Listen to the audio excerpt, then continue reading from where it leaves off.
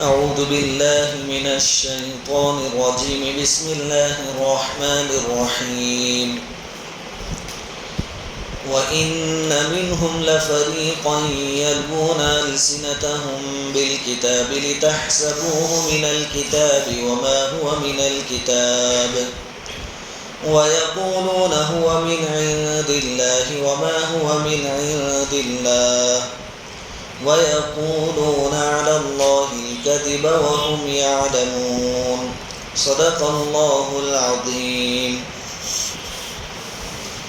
سورہ آل عمران کی ایک آیت کی تلاوت آپ کے سامنے کی گئی ہے۔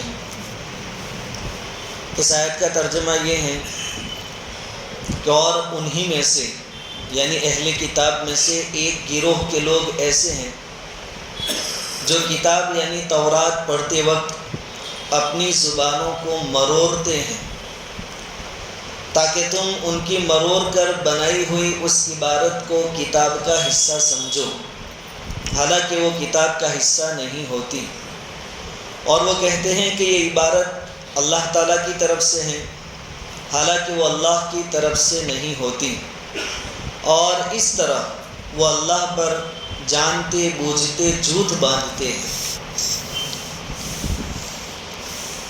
پچھلے 3-4 دنوں سے یہودیوں کی خیانت اور ان کے تہرے پن کے متعلق کجروی کے بارے میں باتیں چل رہی ہیں۔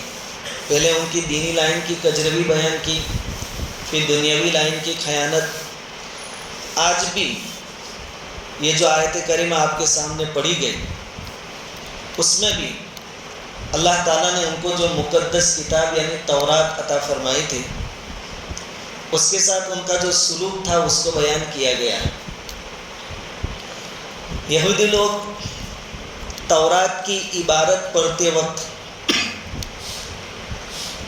کچھ الفاظ بناوٹی مکس کر دیتے تھے کتاب کے اندر، تو سننے والے کو یہ معلوم ہوتا تھا کہ یہ بھی کتاب میں ہی ہے ایسا۔ اب ظاہری بات ہے کہ جب سننے والا عالم نہیں ہوگا، اس کے پاس علم نہیں ہوگا، تو وہ تو کتاب کی بات سمجھے گا۔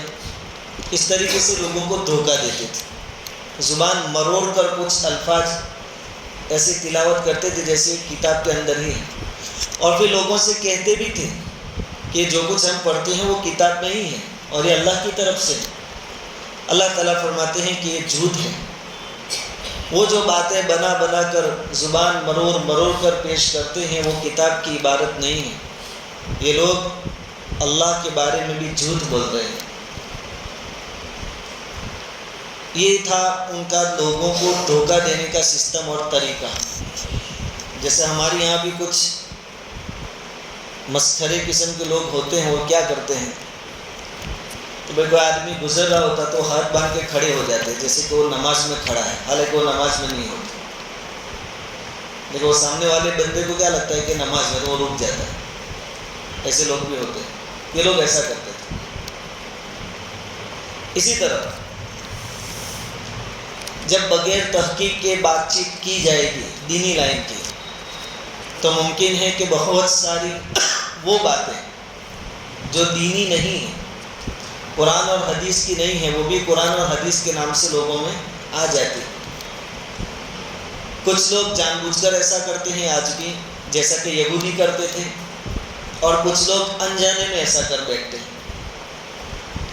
ایک واقعہ لکھا ہے کہ امام احمد ابن حنبل رحمۃ اللہ علیہ، جو کہ 4 نمبر کے بڑے امام ہیں، 4 امام،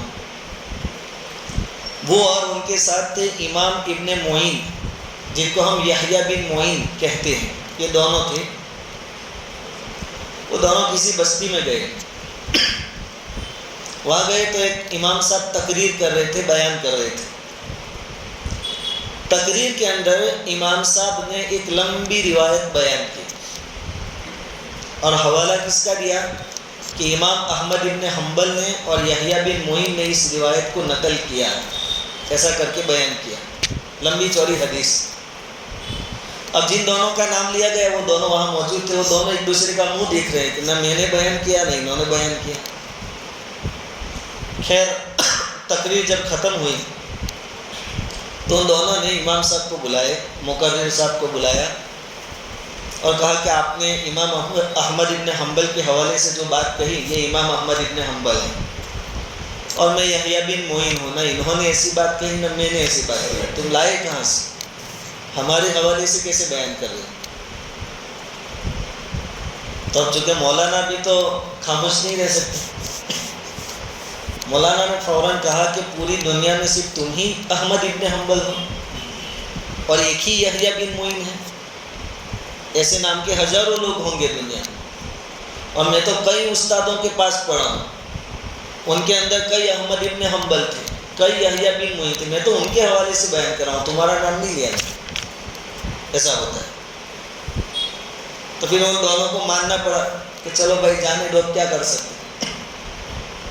تو آج کل ہمارے درمیان بھی بہت ساری باتیں ایسی، میں چند نمونے کے لیے آپ کے سامنے کچھ باتیں بیان کرتا ہوں جس کو مقررین بیان کرنے والے مولانا بیان کرتے ہیں۔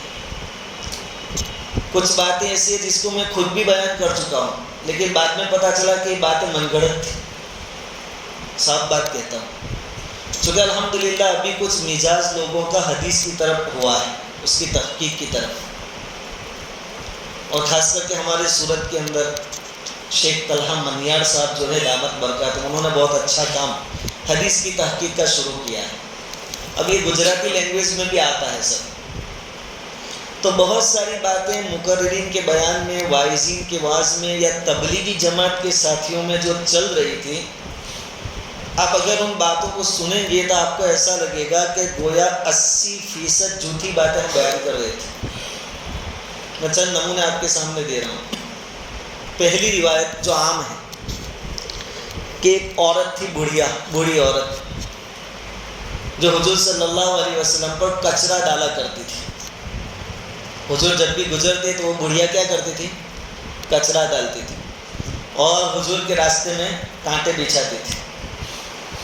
اتفاق سے ایک مرتبہ حضور صلی اللہ علیہ وسلم گزرے، لیکن اس نے کچرا ڈالا نہیں، یہ ہم نے سنا تو ہے۔ تو حضور صلی اللہ علیہ وسلم کو فکر ہوئی کہ بڑھیا کہاں گئے، کیا ہوا، کہ بیمار تو نہیں ہو گئی؟ تو حضور اس کی خبر لینا اس کے گھر گئے، تو پتہ چلا کہ وہ بیمار ہے۔ اب اس کو ہم بہت مرتبہ سن چکے اور بیان کر چکے ہیں۔ اب جو تحقیق ہوئی اس سے معلوم ہوتا ہے کہ ایسی کوئی بڑھیا تھی ہی نہیں، اور ایسی کوئی کچرا ڈالنے والی بوڑھی عورت تھی ہی نہیں، حدیث میں اس کا تذکرہ ہی نہیں۔ بس ایک بات جو غلط ایک آدمی کہہ دیتا ہے، اب ہوتا بھی کیا ہے، کبھی میں کوئی بات آپ سے کہہ دوں تو آپ جتنے بھی لوگ ہیں ان میں سے 10-20 لوگ دوسروں کو نقل کریں گے، اور تم کو کیا بھروسہ کریں، مفتی صاحب نے کہا فائنل، ایسا ہوتا ہے۔ میں ایک کتاب پر بھروسہ کر کے آ گیا، میں نے اس پر بھروسہ کیا، تم نے مجھ پر بھروسہ کیا، سننے والوں نے تم پر بھروسہ کیا، پھر وہ بات چل پڑتی ہے۔ حتیٰ کہ کئی مسئلے اور باتیں ایسی ہیں جو 20-20 30 کتابوں میں نقل کی گئی، لیکن سب میں بھول، کیونکہ جہاں سے شروع ہوئی وہاں سے غلطی تھی۔ تو ایک اور بہت مشہور واقعہ دوسری بوڑھی عورت کا، کہ ایک عورت کچھ سامان سر پر اٹھا کر جا رہی تھی، تو حضور صلی اللہ علیہ وسلم کا وہاں سے گزر ہوا۔ حضور نے کہا کہ لاؤ امی جان میں آپ کا سامان اٹھا لیتا ہوں۔ اور اس واقعے پر تو باقاعدہ ایک نظم بھی ہے، سنا ہے ایک ضعیفہ تھی جو مکہ میں رہتی تھی، کہ میں مکہ میں ایک ایسی بری عورت تھی۔ حضور نے کہا لاؤ امی جان میں اٹھا لیتا ہوں وہ جو سامان ہو۔ حضور نے اٹھا لیا، جہاں پہنچانا تھا وہاں پہنچا دیا۔ تو بڑھیا دعا دینے لگی کہ دیکھ بیٹا، دیکھ نوجوان، تو نے میری خدمت کی، ایک بات میں کہتی ہوں وہ یاد رکھنا کہ مکہ میں ایک محمد نام کا آدمی آیا ہے جو اپنے آپ کو نبی کہتا ہے، تم ان کی باتوں میں مت آنا۔ تو حضور صلی اللہ علیہ وسلم نے فرمایا کہ میں ہی وہ محمد ہوں۔ یہ واقعہ بھی بالکل جھوٹا ہے، ایسی بھی کوئی بڑھیا نہیں تھی۔ اب اس پر تو نظم بن گئی، ہم نے سنی ہو، ایسا چلتا ہے۔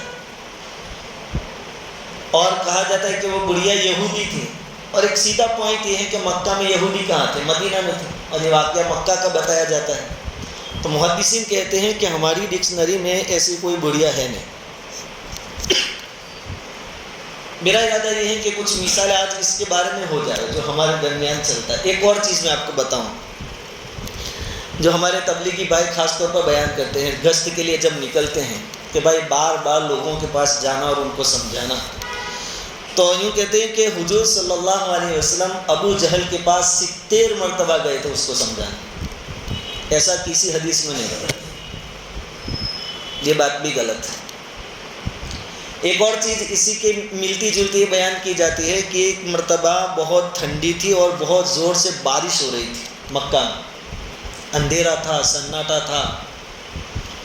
حضور صلی اللہ علیہ وسلم اس وقت بھی ابو جہل کو دعوت دینے کے لیے گئے. دروازہ کھٹکھٹایا تو ابو جہل نے دل میں یہ سوچا کہ ایسے خطرناک وقت میں کوئی بہت زیادہ ضرورت مند ہوگا وہی آیا ہوگا، ورنہ کوئی نہیں آ سکتا. آندھی ہے، طوفان ہے. اس نے دل میں نیت کی کہ جو بھی ہوگا اور جو بھی اس کی مراد ہوگی میں اس کو پورا کروں گا. اس نے دروازہ کھولا، دیکھا کہ حضور صلی اللہ علیہ وسلم ہے. کہا کیوں آئے؟ کہا دین کی دعوت دینے کے لیے. تو پھر وہ ناراض ہو گیا. کہا کہ یہ بھی ثابت نہیں، حدیثوں میں اس کا کوئی ثبوت نہیں.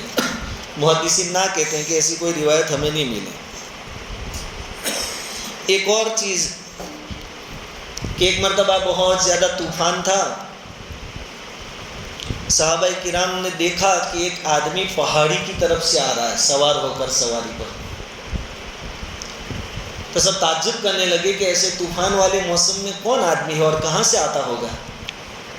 جب قریب آیا وہ آدمی تو صحابہ کرام رضوان اللہ تعالی علیہ مجمعین نے دیکھا کہ وہ تو حضور ہیں صلی اللہ علیہ وسلم. تو صحابہ تعجب کہ حضور آپ ایسے طوفان والے موسم میں کہاں گئے تھے؟ حضور نے کہا کہ پہاڑ کے پیچھے ایک قافلہ رکا ہوا تھا اور وہ صبح کو یہاں سے چلے جانے والا تھا. میں نے سوچا کہ اگر میں اس کو رات کو دعوت نہیں پہنچا سکا تو وہ قافلہ چلا جائے گا اور ایمان سے محروم رہ جائے گا. اس لیے میں ایسے طوفان کے باوجود ان کو دعوت دینے کے واسطے راتوں رات گیا تھا. محدثین کہتے ہیں کہ ہم کو تو ایسی کوئی حدیث ملی، یہ بھی ہم سنتے آئے ہیں. اور بھی کئی ہے. ایک یہودی کا جنازہ جا رہا تھا. حضور صلی اللہ علیہ وسلم اور صحابہ کرام بیٹھے ہوئے تھے تو جنازے کو لے کر حضور صلی اللہ علیہ وسلم کی آنکھوں میں آنسو آ گئے. یہودی کا جنازہ تھا. صحابہ کرام نے فرمایا، عرض کیا کہ حضور یہ کوئی مسلمان کا جنازہ نہیں ہے، یہ تو یہودی کا ہے. تو حضور صلی اللہ علیہ وسلم نے فرمایا کہ میں اس لیے رو رہا ہوں کہ ایک بندہ ایمان کے بغیر دنیا سے رخصت ہو رہا ہے. یہ فکر. کہا کہ اس کا بھی کوئی ہاتھ پیر نہیں، یہ بھی روایت نہیں ہے. اسی طرح ایک اور روایت یہ بھی بیان کی جاتی ہے کہ ایک مشرک ایک مرتبہ حضور صلی اللہ علیہ وسلم کے گھر پر مہمان بن کر رہا. رات کو بھی وہاں ٹھہرا آپ کے گھر، آپ کے مکان پر. اب پتہ نہیں کیا ہوا، اس کو پیشاب پاخانہ ہو گیا، گندگی سے بھر دیا روم پورا. حضور صلی اللہ علیہ وسلم نے اس کو اپنے ہاتھوں سے صاف کیا.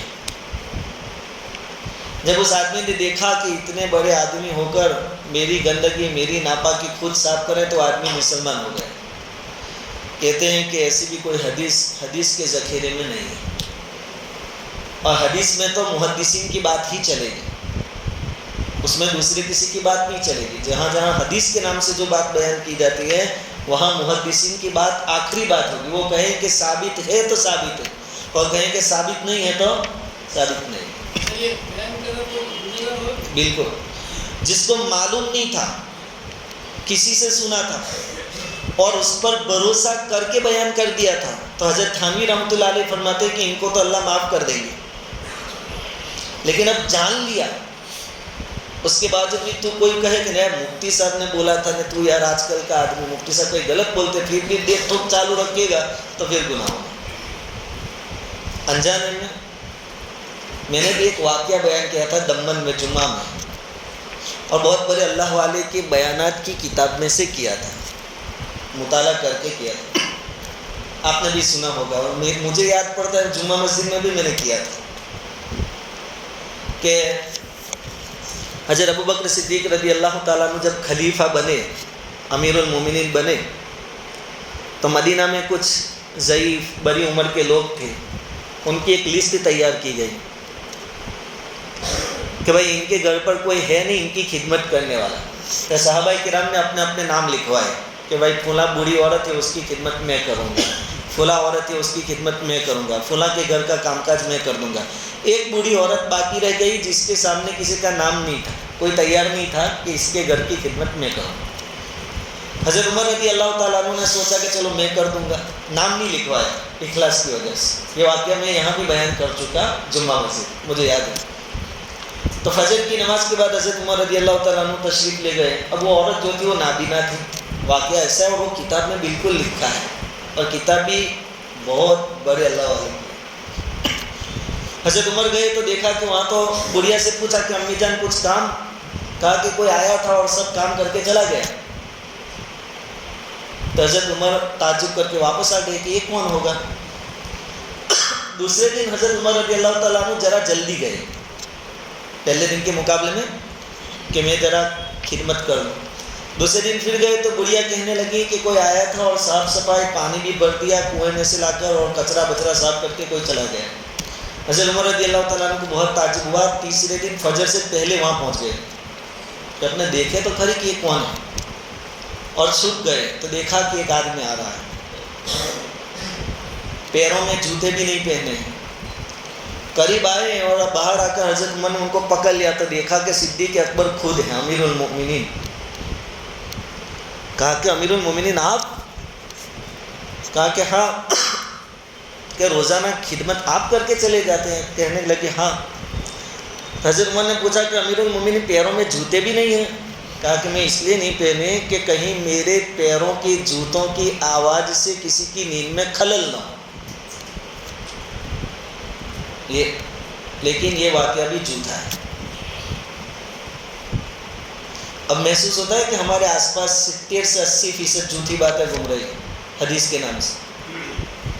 اور میں آپ سب کو کہتا ہوں گجراتی میں بھی یہ کتابیں چھپ چکی ہے. حدیث نو سدھی کرنا، موبائل میں بھی جس کو چاہیے مجھے میسج کرنا، میں آپ کو بھیج دوں گا. اور 50 60 پیج کی ہے کتابیں، لیکن ایک ایک بات اندر لکھی ہے. تو یہ بھی ہے.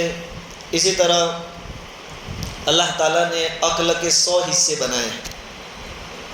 عقل جو ہے انسان کے اس کے 100، اس میں سے 99 یعنی 99 حضور صلی اللہ علیہ وسلم کو دیے اور باقی کا ایک پوری مخلوق. محدثین کہتے ہیں کہ یہ بھی شیعہ لوگوں کی لکھی ہوئی بات ہے، حدیث میں ایسی کوئی بات نہیں. اور بھی آپ سنتے جائیے. ایک بہت عام بات کہ اللہ تعالیٰ اپنے بندوں سے 70 ماہوں سے زیادہ محبت کرتے ہیں، 70 ماہوں سے زیادہ. ہم بار بار بولتے ہیں گشت کے دن، تو کیا لکھا ہے میں گجراتی میں آپ کو پڑھ کے سناتا ہوں. کیا روایت આ શબ્દો સાથે હદીસની કિતાબોમાં સહી સનદ સાથે ઘણી તલાશ કર્યા પછી પણ મળી નથી. તે માટે આ વાતને ઉપરવાળા શબ્દોમાં હદીસના નામે બયાન કરવું સહી નથી. یہ اس طریقے سے ان الفاظ کے ساتھ اس کو آپ بیان نہیں کر سکتے. ساتھ میں کیا لکھا ہے کہ ہاں البتہ مطلب جو ہے اس کا کہ اللہ ماں سے زیادہ رحم کرنے والا ہے، کہ وہ مطلب برابر ہے، اور وہ تو ہے ہی، اللہ ماں سے زیادہ محبت کرنے والا ہے. لیکن یہ جو ہم کہتے ہیں کہ اللہ 70 ماہوں سے زیادہ اپنے بندوں سے محبت کرتا ہے، یہ بات حدیث میں نہیں.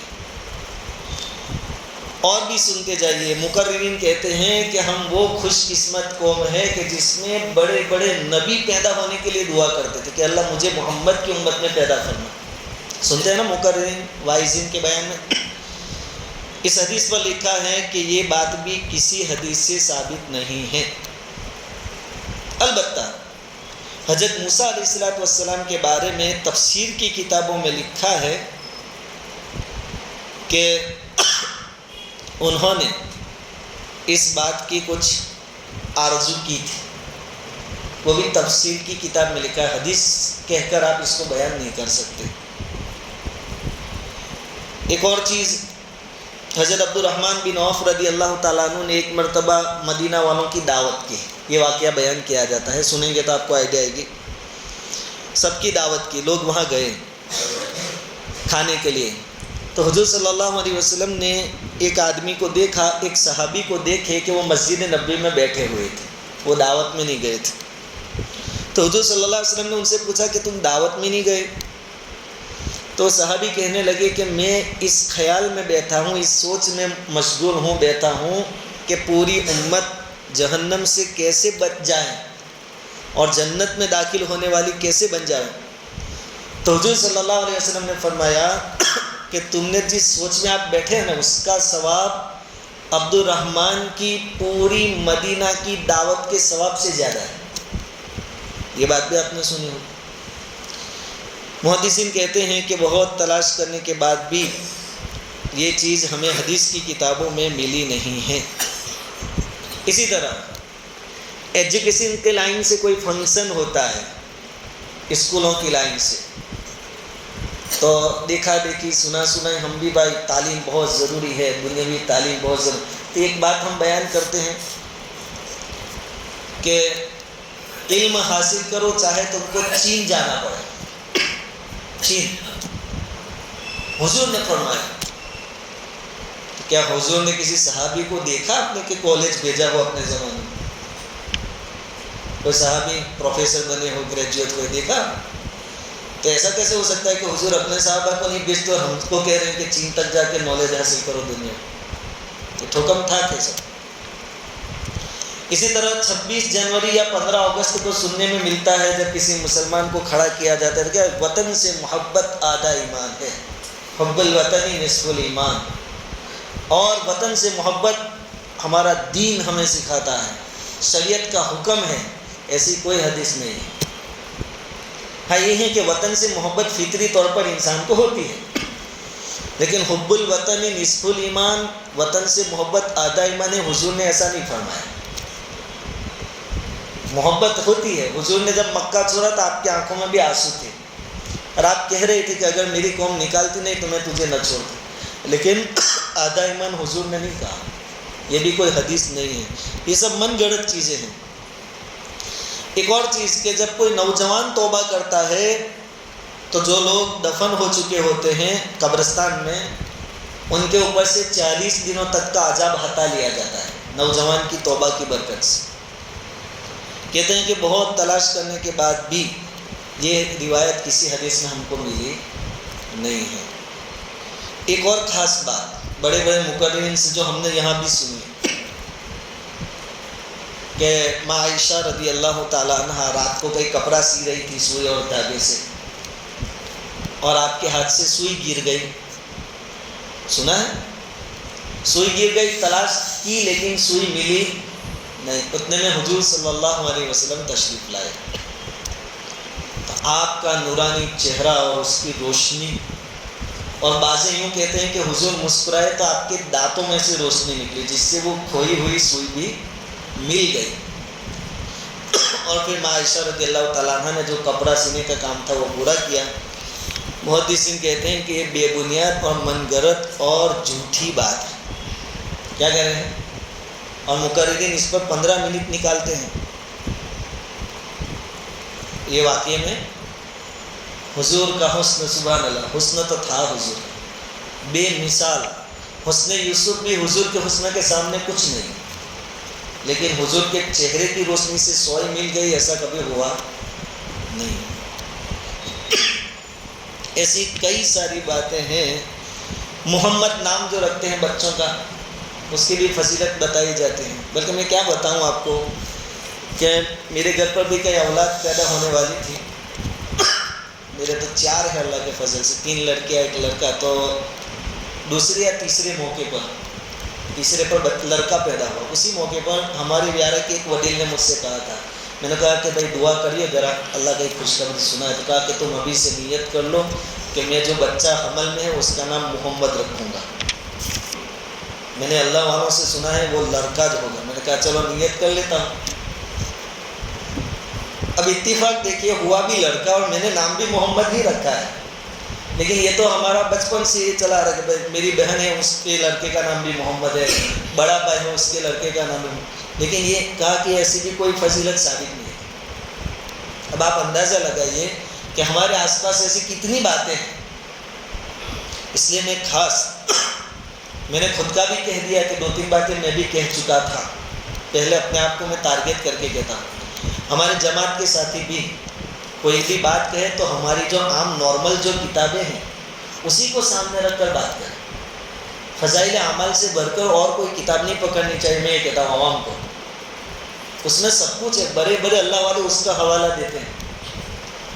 حضرت شیخ الحدیث صاحب نے کہا جب بھی آئے تو سمجھو شیخ زکریا کی بات ہو رہی ہے, اور بہت بڑی ہے, سال بھر میں پوری نہیں ہوتی, 2 حصے اتنے بڑے بڑے, اس میں سے باتیں کرتے. یا کوئی بہت کمپلیٹ آدمی جن پر سب بھروسہ کرتے ہو, اس کی زبان سے سنو تو ان کے نام کے ساتھ نقل کرو کہ بھائی فلاں مولانا نے فلاں جگہ یہ بات بیان کی تھی. باقی ایک بزرگ تھے, ایک اللہ والے تھے, یوں ہوا, وہ بزرگ کہاں پیدا ہوئے, کب مرے, کس کے ساتھ ہوا, کوئی جانتا نہیں ہوتا ہے. بات دراصل کیا ہوتی ہے کہ اگر مقرر ہے بیان کرنے والا, اب اس کا کام روزانہ بیان کرنا ہے.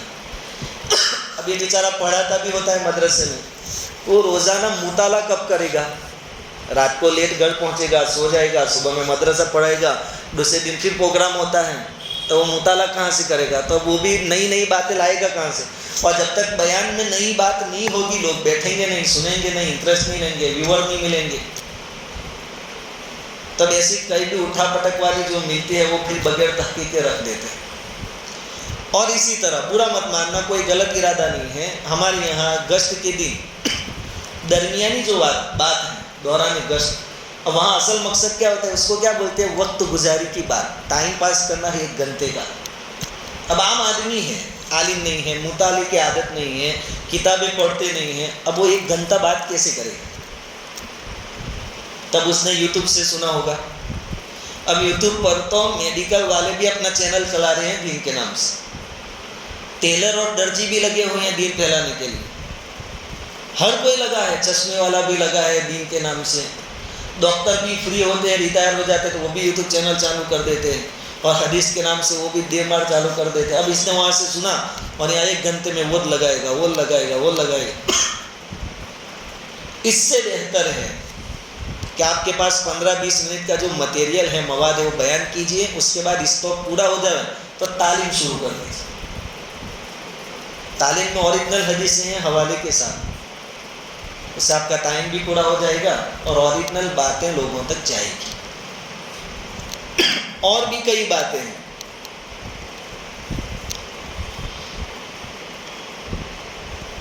ایک اور چیز کہ اللہ تعالیٰ نے دنیا میں 18,000 مخلوقات پیدا کی ہیں. 18,000. تو محدثین کہتے ہیں کہ 18,000 مخلوقات نہیں, 18,000 عالم. دنیا کو ہم عالم کہتے ہیں. ایسے یہ دنیا ایک عالم ہے, ایسے دوسرے 18,000 عالم ہے دنیا اللہ تعالیٰ کے پیدا کیے ہیں. مخلوق تو بے شمار ہے, ایک دنیا میں کتنے وہ ہمیں معلوم نہیں, تو ایسے 18,000. اور یہ نئے نئے وہ ستارے میں سب ڈھونڈ کے لا رہے ہیں, گرہ سب ڈھونڈ کے, وہ سب اللہ کے مخلوقات ہیں. تو 18,000 مخلوقات پیدا کی, ایسا بھی نہیں بولنا چاہیے. ایک اور خاص واقعہ آپ نے مقررین سے سنا ہوگا, رولا دیوے ایسا واقعہ, کیونکہ مقررین کی اسٹائل بھی بڑی اچھی ہوتی ہے, مجمع کو پکڑ رکھنا. میں نے آگے ایک لطیفہ سنایا تھا کہ بیان سکسیس اس کا سمجھا جاتا ہے جس میں 2-4 روے. میں اپنی بات سناتا ہوں کہ جمعہ مسجد میں جمعہ میں بیان کرتا تھا, تو ایک آدمی کو 2-3 جمعہ تک میں نے دیکھا بہت تالا ویلے میں بیٹھے بیان میں یوں کرے. میں خوش ہوتا تھا کہ چلو اپنا بیان سکسیس. پھر ایک مولوی صاحب نے بتایا کہ وہ آدمی پاگل ہے.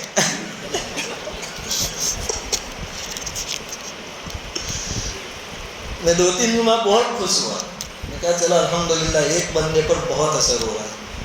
لیکن پھر وہ مولوی صاحب نے بتایا, اور پھر وہ روز اس کے ساتھ میری بیٹھک ہوتی کہ اثر بات کہتا وہ پاگل آدمی, ایسا ہوتا ہے.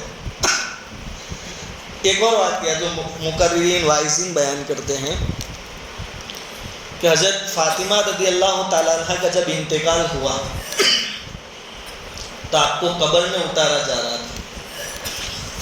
تو حضرت ابو ذر غفاری رضی اللہ تعالیٰ عنہ نے قبر سے کہا کہ اے قبر, خبردار, تو جانتی ہے تیرے اندر کون آ رہا ہے؟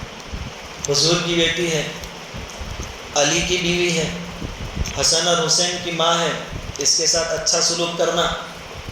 تو قبر میں سے جواب آیا تھا کہ یہاں حسب نسب نہیں چلتا, یہاں اعمال چلتے ہیں. محدثین کہتے ہیں کہ ہمیں تو ایسی کوئی حدیث ملی نہیں. اب آپ اندازہ لگائیے کہ ہمارے آس پاس ایسی کتنی باتیں ہیں.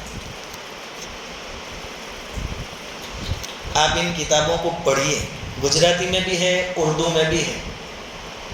اور اللہ جزائے خیر عطا فرمائے ان تحقیق کرنے والوں اور ٹرانسلیشن کر کے گجراتی کرنے والوں کو بھی اللہ جزائے خیر عطا فرمائے۔ اوریجنل چیزیں لائیے، اسٹاک کم ہو پورا ہو جائے پھر کتاب میں سے تعلیم کر لیجیے، لیکن وقت گزارنے کے لیے پھر ایک بزرگ کو پیدا کرنا، بزرگ کی کرامتیں پھر بنانا، وہ سب چھوڑ دیتے، اوریجنل باتیں بیان کیجیے۔ ایک اور چیز ہے، غالباً بہت سال پہلے میں نے بھی بیان کی تھی، ایسے کوئی 15 شعبان کی ایسی رات میں مغفرت کے بارے میں، کہ ایک بندے کو اللہ کے سامنے کھڑا کیا جائے گا، اس کی نیکیاں اور برائیاں دونوں سرخی ہوگی، لیول۔ اب جنت میں جانے کے لیے تو نیکیاں زیادہ چاہیے، تو اللہ تعالیٰ فرمائیں گے کہ ایک نیکی ڈھونڈ کے لا، تو ایک نیکی بڑھ جاوے تمہیں جنت میں پہنچا دو۔ اب یہ ڈھونڈنے نکلے گا، ماں باپ سے ملے گا، بھائی بہن سے کہے گا، رشتہ داروں سے کہے گا ایک نیکی دے دو، کوئی نہیں دے گا۔ ایک بندہ اس کو ملے گا جس کے پاس ایک ہی نیکی ہوگی، صرف ایک نیکی زندگی بھر کی، کہ اس سے بات کرے گا کہ ایک نیکی کی ضرورت ہے، تو وہ بندہ کیا کہے گا کہ اپنے پاس تو ہے ہی ایک، اور ایک سے تو میرا کوئی بھلا ہونے والا، جا یہ نیکی میں نے تجھے دے دی۔ جب وہ آئے گا اللہ پوچھیں گے کہاں سے لایا، کہا کہ ایسا ایک بندہ ملا تھا، اللہ کہیں گے اس کو لے آ۔ اللہ تعالیٰ کہیں گے کہ تم دونوں جنت میں چلے جا، کہ تو نے ایک نیکی دی وہ بھی اس کے بھلے کے خاطر دے دی، جا تو بھی جنت میں، اور تیری ایک نیکی بڑھ گئی تو بھی جنت۔ محدثین کہتے کہ ہم کو نہیں معلوم، ایسی باتیں ہیں، ایسی کئی باتیں ہیں، انشاءاللہ مزید کچھ باتیں میں کل آپ کو سناؤں گا۔ اسی طرح انار کے اندر ڈاڑم انار ایک دانہ جنت کا آتا ہے، وہ بوڑھوں کی کہانی بنائی ہوئی ہے، اس کی بھی کوئی اصل۔ ایک اور چیز کہ وہ نمک جو آتا ہے، نمک میٹھو، وہ نیچے گر جائے تو کیا کہتے ہیں کہ پلکوں سے اٹھائیں گے اللہ تعالیٰ، پلکوں سے۔ لیکن اس کی وجہ کیا تھی اصل میں؟ وہ پہلے زمانے میں ایسے لوگ بہت احتیاط نہیں کرتے ہوں گے، تو ان کو ڈرانے کے لیے وہ لوگوں نے شروع کیا ہوگا کہ ایسے ڈرا بھی اللہ کے نام سے، آخرت کے نام سے، تو پھر اس کا غلط استعمال نہیں کر، تو وہ حدیث کے نام سے چالو ہو جاتا، پھر دینی بات کے نام سے چالو ہو جاتا۔ اس لیے میرے بھائیوں، ہمارے آس پاس ایسی بہت ساری چیزیں ہیں، انشاءاللہ مزید کچھ باتیں، کیونکہ یہ بہت کام کی چیزیں ہیں ہمارے لیے، میں انشاءاللہ آئندہ کل سناؤں گا۔ خیر، یہودی تو جان بوجھ کر ایسا کرتے تھے، اس لیے ان کی پکڑ اللہ تعالیٰ نے قرآن میں فرمائی کہ وہ لوگ زبان ایسی توڑ مروڑ کر کرتے ہیں کہ سامنے والے کو ایسا لگے کہ یہ تورات پڑھ رہے ہیں، اور تورات میں اللہ نے ایسا فرمایا، حالانکہ وہ تورات کی بات نہیں ہوتی تھی، وہ اپنی طرف سے کچھ الفاظ ایسے توڑ مروڑ کر بیان کرتے تھے کہ سننے والے کو لگے کہ یہ قرآن میں سے ہیں، تورات میں سے ہیں، اور پھر لوگوں کو کہتے بھی تھے کہ یہ تورات میں سے ہیں۔ تو اللہ تعالیٰ نے ان پر وَيَقُولُونَ عَلَى اللَّهِ الْكَذِبَ کہ نالائق لوگ میرے بارے میں بھی جھوٹ بولتے ہیں، میں نے کہا ایسا تورات میں نازل کیا، اور پھر ان کو دردناک عذاب دیا جائے گا۔ یہ بات آج کی آیت کا خلاصہ ہے۔ قرآن میں بھی تحریف کرنے کی بہت کوششیں ہوئی، اس کے بارے میں بھی 2-4 واقعات انشاءاللہ آئندہ کل ہم سنیں گے۔ اللہ تعالیٰ حقیقی ایمان اور حقیقی اور اوریجنل عقائد ہمیں نصیب فرمائے۔ درست